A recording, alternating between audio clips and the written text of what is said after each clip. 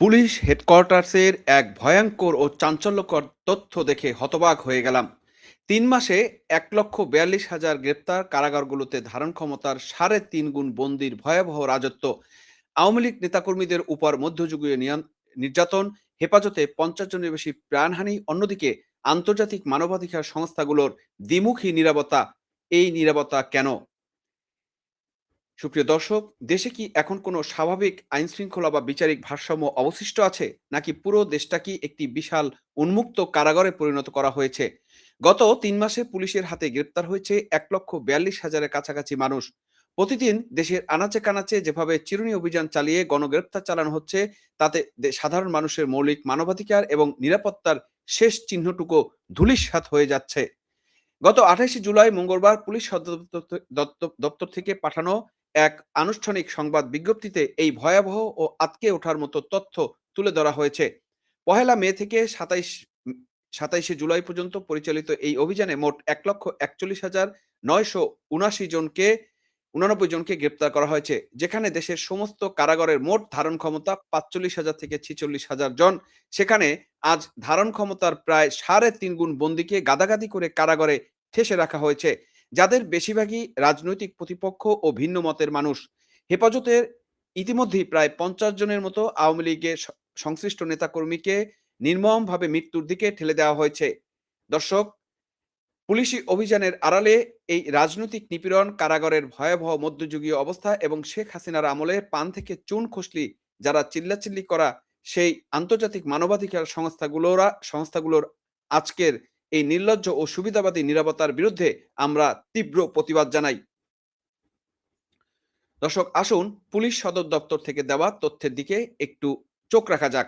Police সদর দপ্তরের মুখপাত্র ও সহকারী মহাপরিদর্শক এম.এইচ. সাহাদাত হোসেন জানিয়েছেন, গত ১লা মে থেকে ২৭শে জুলাই পর্যন্ত সারা দেশে অভিযান চালিয়ে ১,৪১,৯৮৯ জনকে গ্রেপ্তার করা হয়েছে। এর মধ্যে কেবল বিশেষ অভিযানে গ্রেপ্তার করা হয়েছে ৩৯,২৬৭ জনকে এবং নিয়মিত বিভিন্ন মামলায় গ্রেপ্তার করা হয়েছে ১,০২,৭২২ জনকে। অভিযানের নামে কি পরিমাণ অস্ত্র মাদক উদ্ধার হয়েছে সেটির একটি তালিকা তারা প্রকাশ করেছে। সেখানে তারা ৩২৫টি আগ্নেয়াস্ত্র, যার মধ্যে ১০১টি পিস্তল, এরকম ধরনের বিভিন্ন ককটেল এগুলো উদ্ধার করেছে। কিছু মাদক, ৯১,৮২,০০০ টাকার মাদক বা ইয়াবা, এগুলো তারা উদ্ধার করেছে। এই যে পরিসংখ্যান তারা দেখিয়ে দিয়ে প্রমাণ করতে চায় পুলিশ, আসলে এইগুলো দিয়ে মানে এই যে গ্রেপ্তার করা হয়েছে তার মধ্যে তারা কিন্তু এইটা জিনিসটা আমাদেরকে সামনে আনে নাই যে এই মাদক বা আ অ অস্ত্র যারা উদ্ধার করেছে তাদেরকে কয়জন গ্রেপ্তার করেছে। দেখেন, ৩২৫ টি আগ্নেয়াস্ত্র, এতে হয়তো সর্বোচ্চ ২০০-২৫০ লোককে অ্যারেস্ট করা হয়েছে। মাদক উদ্ধারে হয়তোবা ৯১ লাখ, এই যে এইটাতে হয়তো ৫ থেকে ১০ জন বা ২০০ লোককে গ্রেপ্তার করেছে সর্বোচ্চ। এখন এই ঘটনাটিতে এই ২ টা ঘটনায় বা মাদক, এই যে এসব ঘটনায় মাত্র অ্যা ১৭৬৬ টি মামলা করা হয়েছে এবং ২৪,৮২১ জনকে গ্রেপ্তার দেখানো হয়েছে। পরিসংখ্যানে এই পাহাড় দেখিয়ে কি প্রমাণ করতে চায় পুলিশ? মাদক ও অস্ত্র উদ্ধারের গল্প সাজিয়ে ১,৭২,০০০ মানুষকে ৩ মাসে লকআপে পুরে ফেলা কোন ধরনের শাসন ব্যবস্থা, সেটা আমরা একটু জানতে চাই। ১ লাখের বেশি মানুষকে সাধারণ ও রাজনৈতিক মামলায় ধরে এনে পুরো দেশকে অচল করে দেওয়া হয়েছে। এবার আসুন দেশের বিচার ব্যবস্থা এবং কারাগারগুলোর বাস্তবতার দিকে তাকাই। হিসাব অনুযায়ী বাংলাদেশের সকল কারাগার মিলিয়ে মোট ধারণ ক্ষমতা ৪৫,০০০ থেকে ৪৬,০০০। সুনির্দিষ্টভাবে যদি আমরা বলি ৪৫,১৩৬ জন। আর এই ৩ মাসে এই গণগ্রেপ্তারের পর দেশের কারাগারগুলোতে বন্দির সংখ্যা কোথায় গিয়ে ঠেকেছে সেটা একবার চিন্তা করেন। ৩ মাস আগে আমাদের স্বরাষ্ট্রমন্ত্রী যে একটা বক্তব্য দিয়েছিলেন, তখন তিনি বলেছিলেন যে কারাগারগুলোতে ৭৭,০০০ বন্দী রয়েছে। তাহলে এই আরো যদি ১,৪২,০০০ বন্দী এখানে যুক্ত হয়, তাহলে কারাগারগুলোর অবস্থা কি পর্যায়ে দাঁড়াবে সেটা একটু আপনারা চিন্তা করেন যে কি অমানবিকভাবে রাজনৈতিক নেতাদের গণহারে গ্রেপ্তার চলছে এবং ইউনূস সরকারের আমলের চেয়েও এখন আওয়ামী লীগ নেতাকর্মীদের গ্রেপ্তার ব্যাপক হারে বাড়িয়ে দেওয়া হয়েছে। ধারণ ক্ষমতার প্রায় ৩.৫ গুণ, অর্থাৎ প্রায় ১.৫ লাখের কাছাকাছি মানুষ আজ প্রায় গাদাগাদি করে জেলের অন্ধকূপে পড়ছে।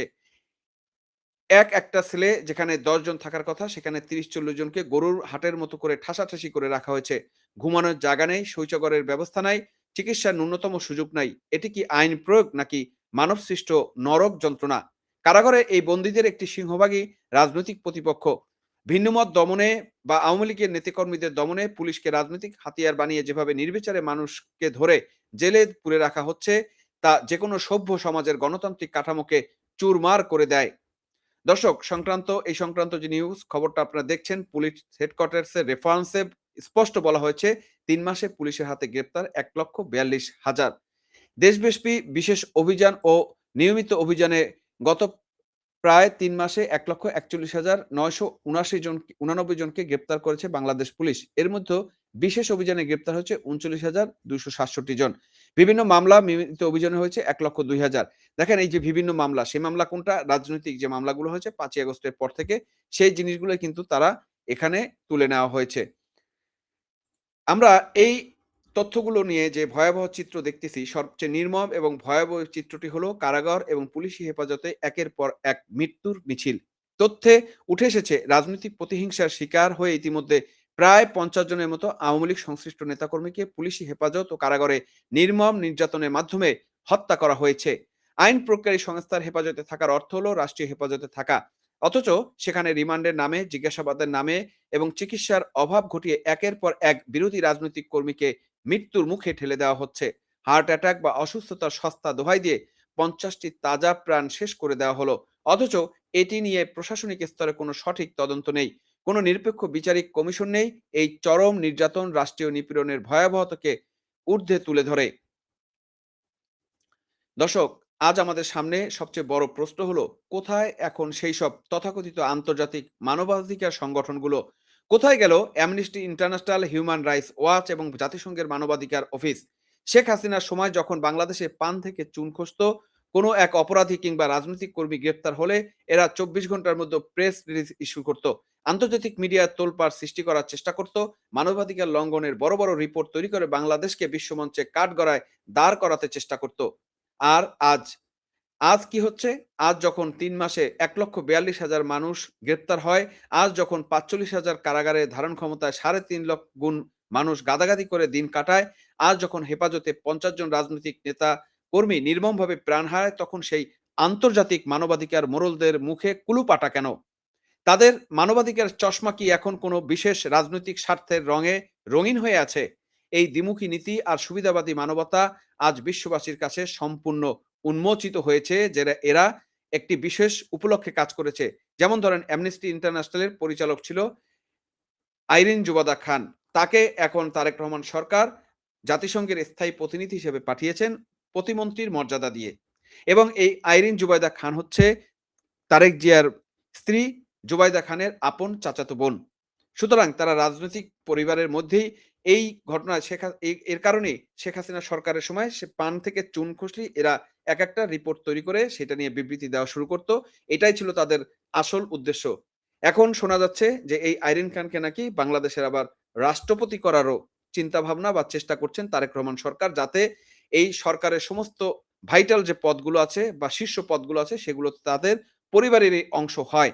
তার মানে আবারও সেই একটা পরিবারতান্ত্রিক রাজনীতি এখানে কিন্তু সবার সামনে চলে এসেছে। দর্শক, পরিশেষে বলতে চাই, পুলিশি অভিযানের নামে গণগ্রেপ্তার চালিয়ে কারাগারগুলোতে নির্যাতন কেন্দ্রে পরিণত করে এবং বিচার বহির্ভূত মৃত্যুর মিছিল বাড়িয়ে কোনো সরকার চিরদিন টিকে থাকতে পারেনি। আমরা স্পষ্ট ভাষায় বলতে চাই, অবিলম্বে এই গণগ্রেপ্তারের তাণ্ডব বন্ধ করতে হবে। রাজনৈতিক প্রতিহিংসামূলক মামলা প্রত্যাহার করে কারাগারের উপর এই অমানবিক চাপ কমাতে হবে। আর আন্তর্জাতিক মানবাধিকার সংস্থাগুলোকে বলবো, সুবিধাবাদী নীরবতা ভেঙে সত্যের পক্ষে দাঁড়ান। তা না হলে ইতিহাস আপনাদেরকেও মানবাধিকারের ছদ্মবেশী অপরাধী হিসেবে গণ্য করবে। দর্শক, আপনারা কি মনে করছেন ৩ মাসে ১,৪২,০০০ গ্রেফতার, কারাগারে ধারণ ক্ষমতা ৩.৫ গুণ বন্দির এই চিত্র কি মানবিক বিপর্যয় নয়? মানবাধিকার সংস্থাগুলোর এই নীরবতা নিয়ে আপনাদের স্পষ্ট মতামত কমেন্ট বক্সে লিখে জানাবেন। ভিডিওটি লাইক, শেয়ার করে সত্যের এই প্রতিবাদী বিশ্লেষণ সবার সামনে তুলে ধরুন। সজাগ থাকুন, গণগ্রেপ্তার এবং মানবাধিকার লঙ্ঘনের বিরুদ্ধে সোচ্চার থাকুন।